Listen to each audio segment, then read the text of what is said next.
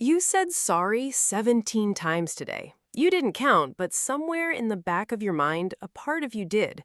Sorry for being 5 minutes late. Sorry for asking a question in a meeting. Sorry for needing help with something simple. Sorry for taking up a seat that already had room for you. If that sentence made your chest tighten even a little, stay with me, because what I'm about to show you isn't a bad habit you picked up by accident.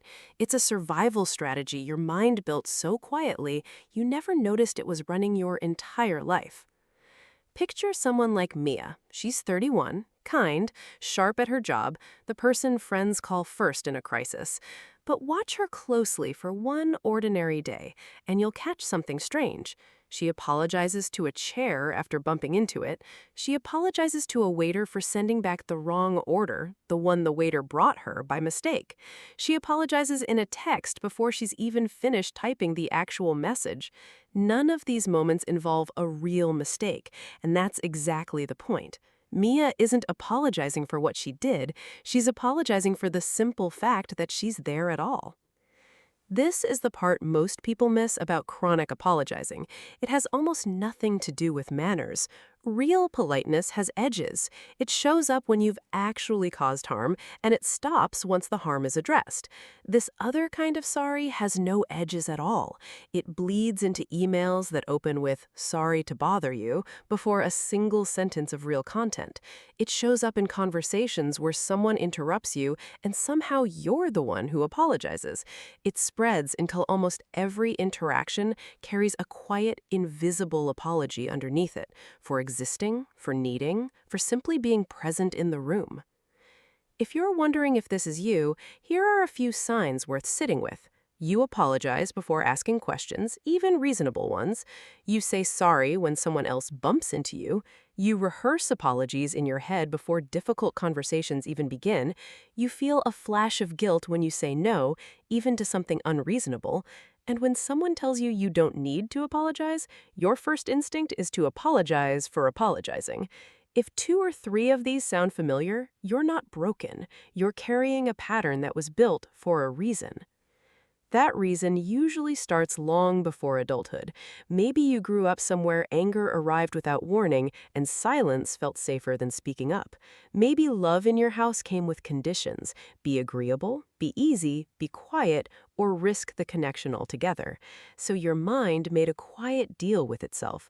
If I shrink first, no one else has to shrink me. If I apologize before anyone gets upset, maybe no one gets upset at all. Psychologists have a name for this response. They call it fawning. Unlike fight or flight, fawning doesn't resist a threat. It smooths the threat over before it can even fully arrive. As a child, that strategy worked. It kept you safe in a place where safety wasn't guaranteed. The problem is, you may not live in that place anymore, but the strategy never got the message that the danger has passed. Here's what almost no one tells you about carrying this pattern into adulthood. It doesn't just shrink how much space you take up in a room, it quietly rewires how people perceive you. Apologize enough times for things that were never your fault, and slowly people stop seeing you as someone who occasionally makes mistakes. They start treating you as someone whose needs are negotiable. Your opinions get talked over more easily, your ideas get borrowed without credit more often, even your real achievements get minimized because you've spent years training the people around you to treat your presence as optional. And the cost isn't only external. Every unnecessary sorry functions like a small vote cast against yourself, a vote that says, "My existence is a slight inconvenience." Cast that vote often enough, and eventually, you start believing the verdict you've been handing down. So if this pattern causes so much quiet damage, why does your brain keep reaching for it? Because somewhere underneath the discomfort, it works, at least in the short term. Every time you apologize and the tension in a room drops, your brain logs a small win. Conflict avoided, crisis prevented, relationship preserved, for now.